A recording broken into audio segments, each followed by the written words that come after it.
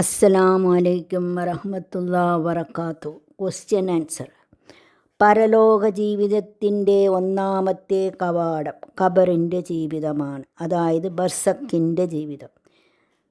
അവിടെ സുരക്ഷിതത്വം നൽകുന്ന ചില പ്രധാന കാര്യങ്ങൾ. ആൻസർ.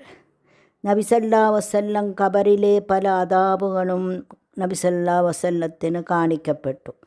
പല തിരക്കുകളിനാൽ നമ്മുടെ ഖബറിൽ സുരക്ഷിതത്വം തരുന്ന അല്ലത് കാവൽ തരുന്ന അള്ളാഹുവിൻ്റെ ദിവ്യമായ വചനങ്ങൾ പാരായണം ചെയ്യുവാനോ അതല്ലെങ്കിൽ അതനുസരിച്ചുള്ള ജീവിതം ക്രമപ്പെടുത്തുവാൻ കഴിയാത്തതുകൊണ്ട് അദാബുകൾക്ക് വിധേയമാകുന്നവനെ നബി സല്ലല്ലാഹു അലൈഹി വസല്ലം കാണുകയുണ്ടായി. നിർബന്ധമായ നമസ്കാരങ്ങളിൽ അശ്രദ്ധമായി കിടന്നുറങ്ങുകയും ആരാധനാ കർമ്മങ്ങളിൽ വൈമനസ്യം കാണിച്ച് പിന്നോക്കം നിൽക്കുകയും ചെയ്യുന്ന ആളുകൾ ഖബറിലെ അദാബുകൾക്ക് വിധേയമായതായി കണ്ടു. ആരോരുമില്ലാത്ത ആറടി മണ്ണിൽ നമുക്ക് സുരക്ഷിതം തരുന്ന ചില അവസ്ഥകളുണ്ട്. ഒരു മനുഷ്യനെ ഖബറടക്കി 6 അടി നടന്നു കഴിഞ്ഞാൽ ആ മനുഷ്യനിലേക്ക് ചില അവസ്ഥകൾ വരുന്നതാണ്. ഒരുവൻ വിശ്വാസത്തോടുകൂടി ജീവിക്കുകയും നിർബന്ധ നമസ്കാരങ്ങൾ നാം കൃത്യമായി ചെയ്തിട്ടുണ്ടെങ്കിൽ അവൻ്റെ നമസ്കാരം അവൻ്റെ തലയുടെ ഭാഗത്ത് എത്തിച്ചേരുന്നതാണ്.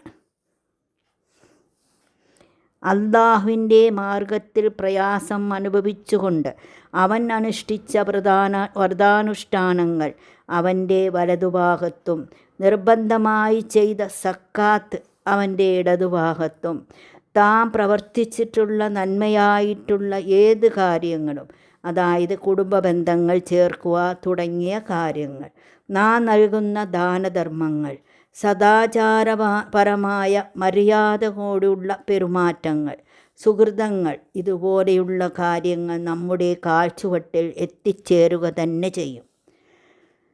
നമ്മുടെ ജീവിതത്തിൽ വിശ്വാസത്തോടെ സക്കാത്ത്, നോമ്പ്, നമസ്കാരം, സൽക്കർമ്മങ്ങൾ കൃത്യമായ നിലയിൽ നിലനിൽക്കുകയും അല്ലാഹുവിനെ സൂക്ഷിക്കുകയും അല്ലാഹുവിനെ ഭയപ്പെടുകയും ചെയ്തുകൊണ്ടാണ് നാം നമ്മുടെ ജീവിതത്തെ ക്രമീകരിക്കുകയും ചെയ്തിട്ടുണ്ടെങ്കിൽ ഖബറിൽ നമ്മുടെ അമലുകൾ നമുക്ക് സുരക്ഷിതം തരുന്നതാണ്. ആ അമലുകൾ നമുക്ക് തണലായി തരുന്നതാണെന്ന് നബി സല്ലല്ലാഹു അലൈഹി വസല്ലം പറഞ്ഞിരുന്നു. അടുത്ത ക്വസ്റ്റ്യൻ. അഊദു ബില്ലാഹി മിനശ് ശൈത്വാനിർ റജീം. ബിസ്മില്ലാഹിർ റഹ്മാനിർ റഹീം. മറ്റുള്ളവരുടെ കുറ്റങ്ങളും കുറവുകളും പറഞ്ഞു നടക്കുന്നവരുടെ പരലോക ശിക്ഷ എന്താണ്? ഇൻഷാ അല്ലാഹ്.